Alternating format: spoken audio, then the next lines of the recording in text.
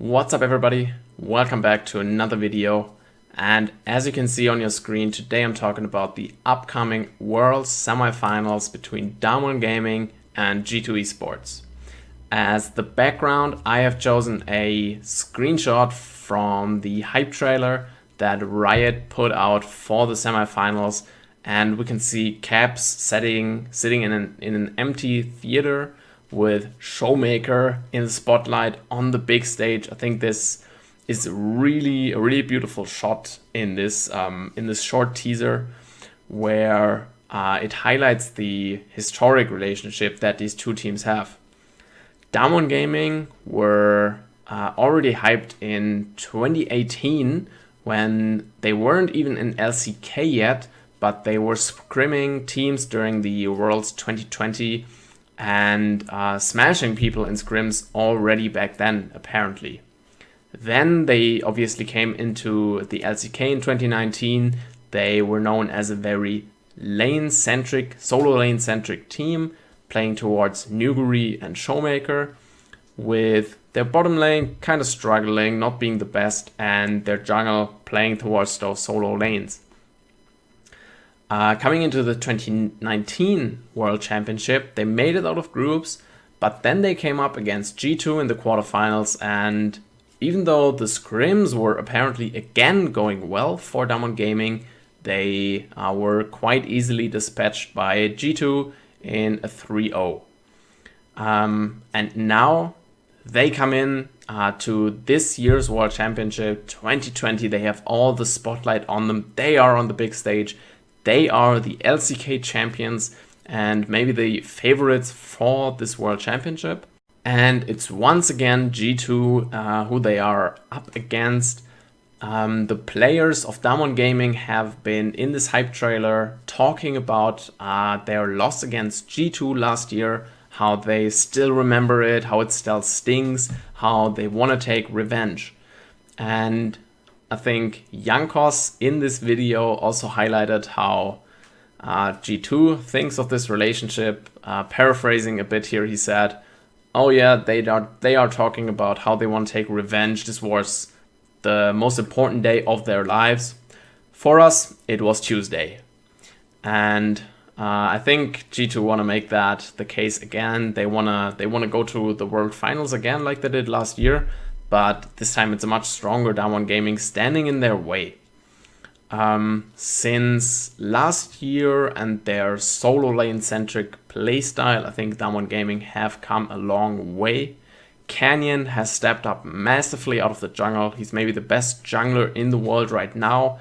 When you put him on a carry jungler like the Lilia, which he even doesn't play that much, but the Nidalee and especially the Graves, he's just gonna take over games by himself.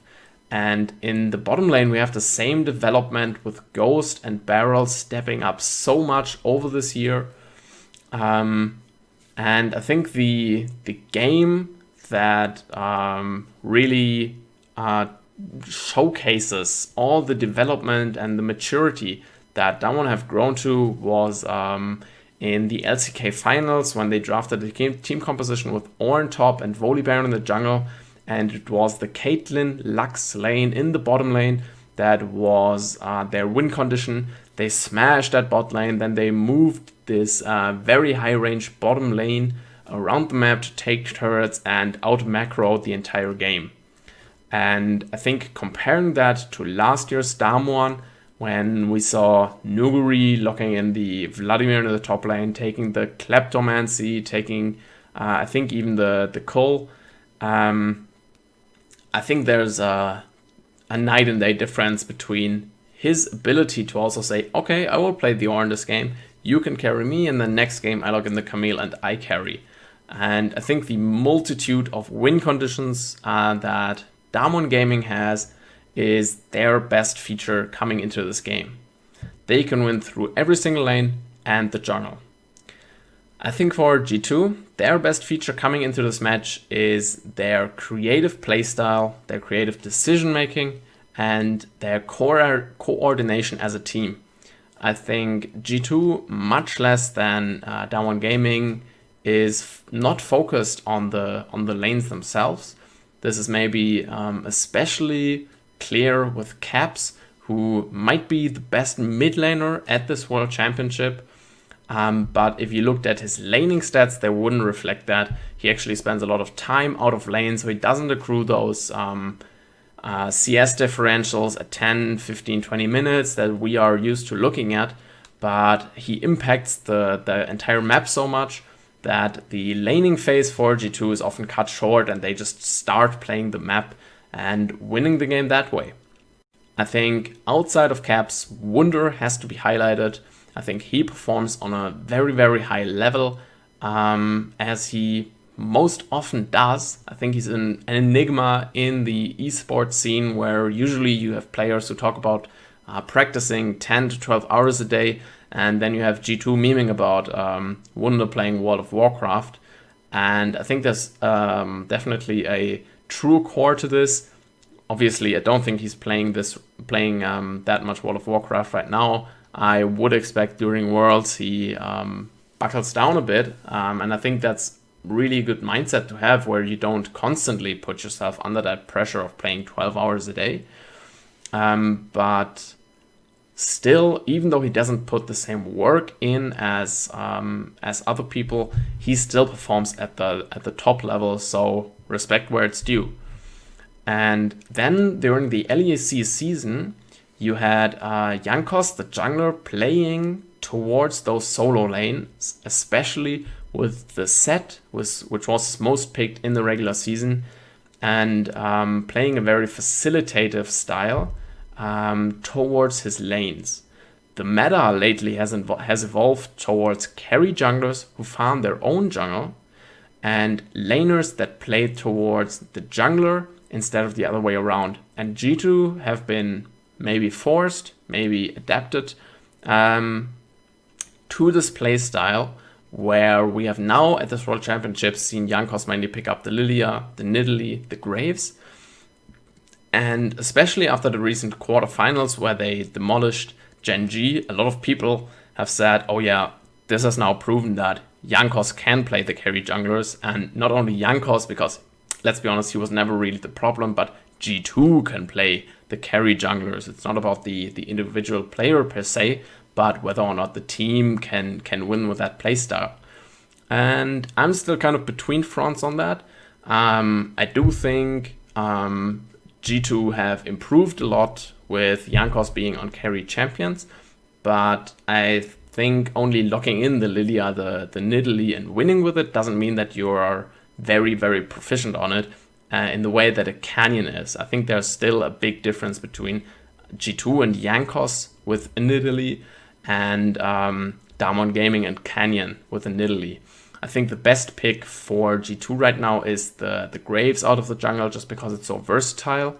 It can have a lot of early pressure, it can fight early, can take early drakes, but can also power farm the jungle and scale up towards the later stages. The only problem with this, and I'm going to talk a bit more about this later, is that it's also the most picked champion for Canyon right now. So a very, very highly contested pick right now overall. Going into the bot lane for G2, I think this is kind of their weak point, if they have any. It's not really a weak point, it's just not their win condition, let's say. We saw this against Genji as well. I think Ruler on Genji's side really did what he could to get Genji a win. And we saw Mickey X picking a lot of Tahm Kench. And I think that symbolizes their lane a little bit. I think G2 understands that the bottom lane is not the win condition, and so they also don't play towards it.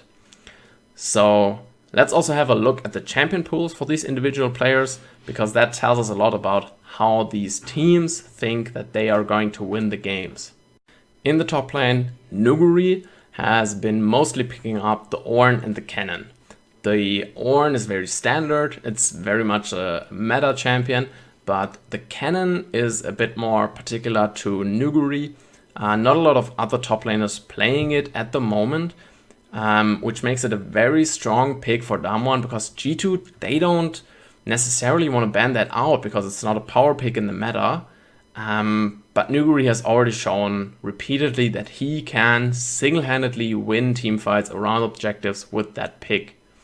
If we're going a bit deeper, Nuguri is also picking the Jace, the Camille, and the Renekton, so not a player that you can easily ban out. And the same goes for Wunder on G2 side as well. He's been mainly picking the Renekton, the Camille, and the Shen, but the Renekton not really to success. He's played 3 games of Renekton at Worlds, and he's only won 1 so far, which was against Gen G, which they stomped that series completely. And the other 2 games were against Team Liquid and Suning, and he lost both of those. So Renekton, maybe not a priority pick in this series. Nuguri hasn't been going towards it heavily, and Wunder hasn't found a lot of success on it. So maybe that's going to fall through the draft, and we're going to see Wunder a lot more on the Camille and the Shen. Wunder is also a player who really likes to bring out his pocket picks, some mages in there, the Silas and the Nico is really his pocket pick that he's known for, but also the Gangplank and the Sion are champions that I wouldn't be surprised to see. I think bans are more likely to go towards the jungle. The Graves is a champion that I've already mentioned. Obviously, Damwon Gaming have only lost 1 game so far this tournament, so their win rates are probably going to be high over all champions. But the pick rate for Nuguri is what tells us a lot here. Out of 9 games, he has picked up the Graves in 7.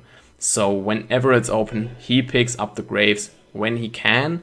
And that's why I think it's going to be a very good ban for the side of G2. When off the Graves, he goes towards the Nidalee and the Kindred right now.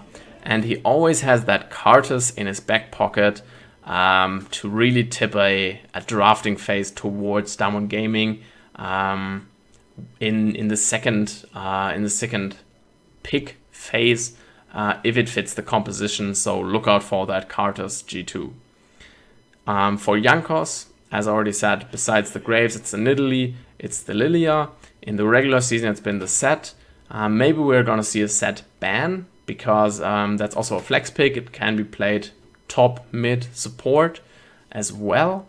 And so I wouldn't be surprised to see Damwon Gaming ban that just to take it away from Jankos. Maybe ban out other jungle picks and then take one for yourself, and suddenly you force him onto something very unfavorable. And take that flexibility away from G2 as well, because those flex picks are something that G2 really loves to do. Going to the mid lane now, Twisted Fate is very, very strong in the meta right now, and we've often seen Galio as the answer to that, because both these champions have global ultimates, and both of them can really help out their jungler in establishing priority. So both of them pick up the Twisted Fate a lot. When forced off of that, Caps, he's been going towards the Echo and the Silas, which is not really the meta right now. The Syndra and the Zoe, which are Showmaker's picks when he's not on the TF, are much more in the meta right now. I would also not be surprised to see Orianna, Lucian, if those are not banned out. And then coming into the bottom lane, the ADC picks are very, very standard. The Jhin, the Senna, the Ashe for Ghost, and for perks, mainly the Jhin and the Ashe. Not a lot of Senna priority for G2, but I wouldn't be surprised to see that change, mainly because of the support pool as well, because Mickey X, as I said, has been playing a lot of Tahm Kench, and that's a very safe lane where both can also impact the map, so that would definitely play into their favor. Play a self-sufficient bot lane. There's a lot of safety there. The Senna shields, the Tahm Kench shield, the Devour, and then you have global ultimates on both your bottom laners. That's really strong for G2. On the other hand, out of Barrel, we have a lot more aggression. He really loves to play the Pantheon, and if not that, he plays the Leona and the Thresh. So I think these bottom lanes really show a big disparity where I think as Senna, Tamkench, Ashe, Tamkench, you're not going to take over the lane. You just want to get through the laning phase and start impacting the map as early as possible. Where on Damwon Gaming side, you have a lot more aggression, maybe with the Jhin and Pantheon. That's a very strong lane. But with the Pantheon and even the Jhin with this long range ultimate, you can also start impacting the map very early on. With all of that said, I do expect Damwon Gaming to take this series 3-1. I think G2's creative decision making will definitely give them at least one win. I think they are too good a team, too good at problem solving especially, that you can just shut them out 3-0. But I do believe that the win conditions on Damwon Gaming side are more numerous than for G2, which gives them an advantage in draft. You know, you can draft towards, you can draft differently. You can draft towards every lane and the jungle, but you can also draft towards the solo lanes. It gives you an advantage in the game where I think for G2, their wins have to come from grouping early, from getting out on the map, and starting fights in their favor, whereas Damwon Gaming, I think, can sit back a little bit more. They obviously can't just sit back and wait for late, but they can play towards winning lanes, I think. And then the key for them is tracking when Caps goes out of lane and track where he's going. Track Mickey X, track Jankos, just try to track G2's map movement and basically defend for their aggression and play towards winning lanes elsewhere. I think the jungle meta is aided by that as well, because if you have on G2 side, I think with the playstyle, with their win conditions, you would want Jankos on something like the set, but the meta really dictates to pick up the Nidalees and the Nidalees and the Lilias right now. And I think then when you have Canyon on a similar pick like the Graves, then both of you can just farm out the jungle. And I think that plays really into the hand of Damwon Gaming rather than G2. If you like this video, leave a like, maybe subscribe to the channel, it really means a lot to me. And feel free to discuss anything I said in the comments, maybe even hit me up on Twitter @esportsidaho. And as always, thanks for watching.